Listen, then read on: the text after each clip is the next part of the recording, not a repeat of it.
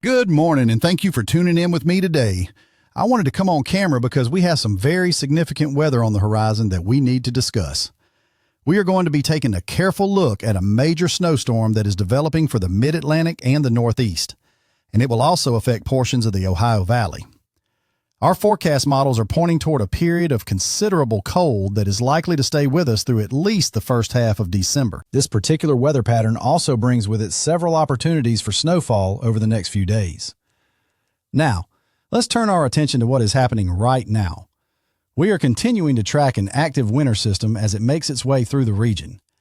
As I bring up the map for you, you will see that snow is currently falling across the Great Lakes, the Northeast, and the Mid-Atlantic, which has been somewhat unexpected in a few areas. We are observing this activity in parts of New York, Vermont, New Hampshire, and Maine. Earlier this morning, we also received reports of snowfall farther south through Pennsylvania and New Jersey, where some mixed precipitation is still occurring. Parts of Massachusetts have seen some snow as well, and it has been quite heavy in certain spots. Now, let's dive into the forecast models for a more detailed analysis of what is to come. We will start our analysis by looking at the European forecast model. On this screen, we can see the last remnants of the current winter storm as it exits the region. As I move the forecast forward in time, you can see that system winding down. We will see some lake effect snow redevelop, but it does not look to be a major event.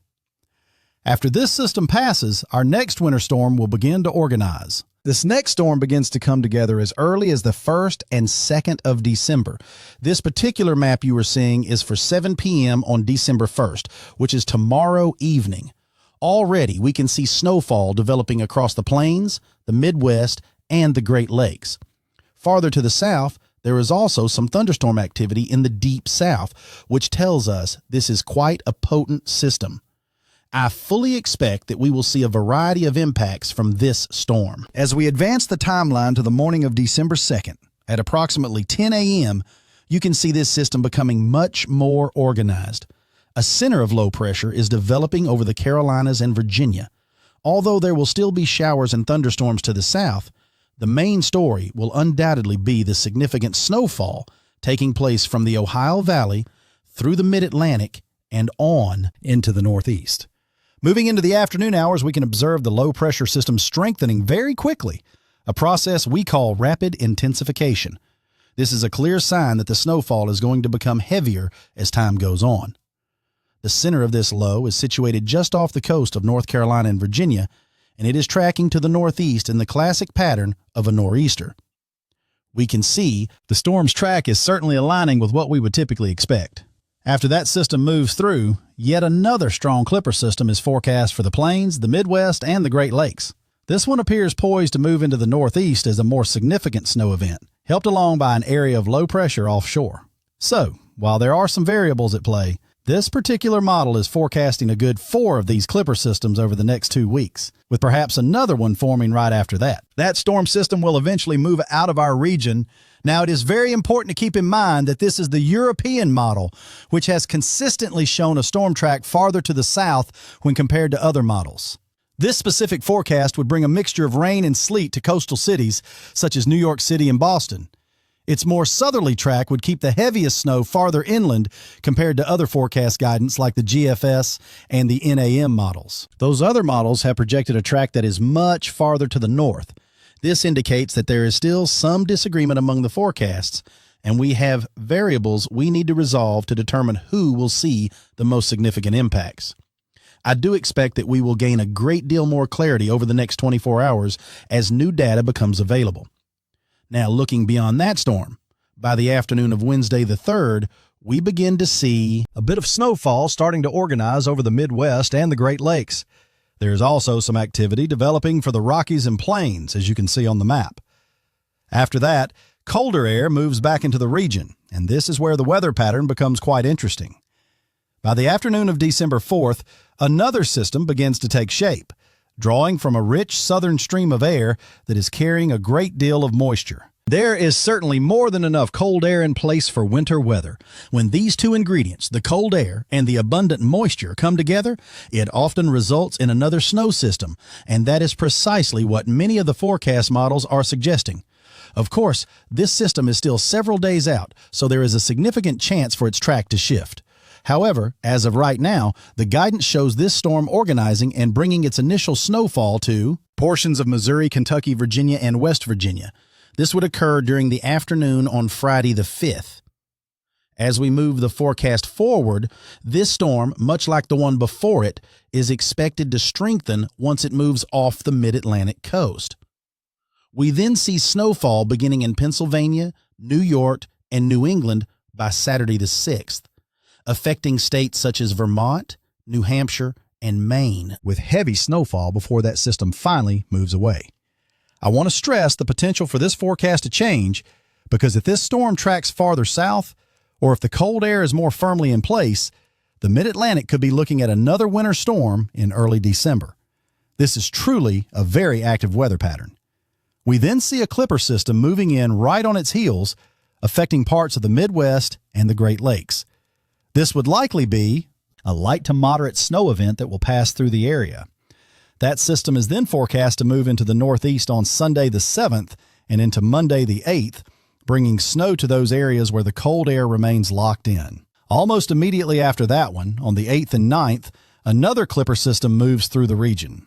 Now, as a general rule, these types of systems are typically lighter to moderate snowfall events. In fact, they are often on the lighter side, so we would anticipate accumulations of mostly 3 to 6 inches at the most from these systems. On occasion, a stronger one can produce 6 to 10 inches, but these are not typically considered major snowstorms. A slightly more potent system then begins to move in for Tuesday. It is truly remarkable how we have one clipper system and then another one right behind it. They are arriving in such quick succession. This next one appears to bring moderate to heavy snowfall for parts of the plains, the Midwest, and the Great Lakes. It then tracks to a position just off the mid-Atlantic coast, a location where these systems can sometimes re-intensify into a nor'easter and produce heavier snowfall. While that does not happen in this particular forecast simulation, it certainly remains a possibility we need to watch. It comes quite close to doing just that. And then we see another heavier clipper system for the plains, Midwest, and Great Lakes. And this one does track into the Northeast as a heavier snow system, enhanced by some low pressure offshore. So we are dealing with some variables, but this particular model run shows a good 4 clipper systems over the next 2 weeks, with another one possibly setting up right after that. That could bring the total number of systems to 5 for the plains, the Midwest, and the Great Lakes. This final one also looks like it could become quite interesting for the Ohio Valley, the Mid-Atlantic, and the Northeast. Of course, this is very far out in the forecast period, so we must approach this with a healthy dose of caution. However, the overall trend is clear: a pattern of continuous snow events and persistent, seemingly never-ending cold air. It is also worth mentioning that the threat of thunderstorms and even some severe weather on the southern side of these systems will likely pop up from time to time throughout December, which is somewhat unusual for this time of year. Now, let us compare this outlook with the GFS model, beginning with the major system we are tracking right now. I will advance the map to the latest forecast, and what we are seeing here is this system making its way through the Ohio Valley, the Mid-Atlantic, and the Northeast. As you will notice, the GFS model positions the storm a little farther to the north. The low pressure center is also slightly stronger, down to 988 millibars. Because this track is much closer to the coast, many communities in the Mid-Atlantic and southern New England would have more of a challenge dealing with mixed precipitation. As we look past that system, we see a clipper that brings some snowfall to the Mid-Atlantic and the Northeast. The model then tries to develop another snow system around the 5th and 6th of the month, but this particular one tracks much farther to the south, affecting North Carolina, Virginia, West Virginia, the Delmarva Peninsula, the District of Columbia, and Maryland, reaching into southern New Jersey with some snowfall, with lighter amounts extending farther into the Mid-Atlantic and the Northeast. After that system passes, we see those progressive clipper systems begin to move through. However, this first one tracks well to the north, as you can see here, so that second snow event does not materialize. This reveals a very different overall weather pattern compared to the European model, which brought those storms through a bit farther to the north. With this particular atmospheric flow, the GFS model shows a dip in the jet stream, which we call a trough, out in the western part of the country. This type of pattern tends to steer storms up through the Midwest and the Great Lakes, which could lead to heavier snow systems for those regions. Indeed, this model does forecast multiple major snowstorms with this setup, which also features a ridge of high pressure in the southeast. As we look towards the end of the forecast period, the pattern does shift back to a ridge in the west and a trough in the east. So there is some inconsistency within the model that we will need to keep an eye on. We will examine the temperatures in just a moment, but first, let's take a look at the total precipitation forecast from the European model. The southwest remains very dry, while the northwest is relatively active. The most surprising element here is the amount of activity along the southern jet stream. This creates an area of above-average precipitation that persists through the entire model run.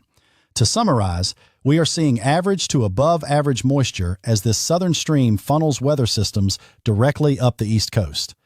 It is also worth noting the clear signature of that clipper track, which brings average to above-average precipitation to those northern regions as well. Now, let us turn our attention to the total snowfall forecast. The European model is forecasting a decent amount of snowfall for the mountainous west. The Cascades and the Rockies, in particular, appear to be near average for this time of year. The forecast is a bit more lackluster, however, for the Sierra Nevada mountains. But as we shift our focus to the plains, the Midwest, the Ohio Valley, the Mid-Atlantic, and the Northeast, it is obviously a very active pattern for snowfall, with the potential for multiple feet of total snow over the next couple of weeks in some locations. This is an extremely active outlook. Now, the GFS model tells a slightly different story. Let me just refresh the map here to be sure we have the complete forecast run. There we go.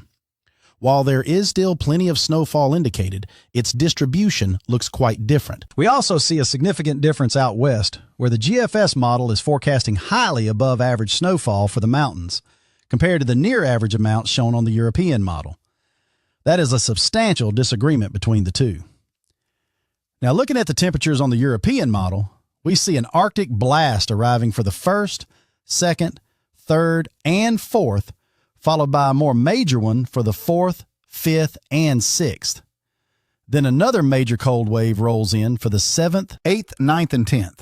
Yet another may arrive around the 11th through the 15th, with a potential 5th blast on the way at the very end of the forecast period. As you can clearly see, the pattern is unmistakable. It is going to be very, very cold. We are looking at multiple Arctic blasts over the next couple of weeks on this model. The GFS model is going to be similar at times, showing 1, then 2, and then 3 distinct surges of cold air. Now, looking further ahead, we are seeing a warmer pattern developing for the eastern part of the country after the 10th of the month. This has been a very consistent trend on the American GFS model, which shows that sometime between the 8th and the 12th, a warmer pattern will begin for the east while a colder pattern settles in out west. This is quite different from what the European model is forecasting. This new pattern on the American model is expected to last for a good while, signaling that a potential change is on the way. The European model, on the other hand, shows no immediate end to this cold weather. Therefore, we will have to monitor the situation closely to see which of these outcomes will prove to be correct. For the near future, the combined guidance from both of these models is in agreement, showing cold in the east and warm in the west from November 30th through December 10th. The American GFS model generally concurs with this short-term forecast. So we have excellent agreement for this immediate time frame, but as we look further down the road from the 6th through the 16th, the American models clearly show some warmer air beginning to enter the east. The European models, conversely, are not showing this at all. For the period from the 5th through the 15th, they continue to forecast warmer than normal conditions out west, with very cold weather persisting in the east. This provides you with a complete picture of the differing professional outlooks. Both models present very different scenarios once we look beyond the 10th of the month, which is quite understandable. Typically, about 10 days into a forecast is when you begin to see these major disagreements between the computer models. This is a classic situation, but please be assured that we will get to the bottom of it for you. With that information shared, that is all I have for you in this video. I do hope you will consider subscribing to our channel. You can also click the bell icon to receive daily notifications whenever we upload so you will never miss an important update. Please be sure to like the video if you found this information helpful. I always enjoy reading your thoughts, so please feel free to leave a comment below, and I certainly look forward to seeing you again in our next video.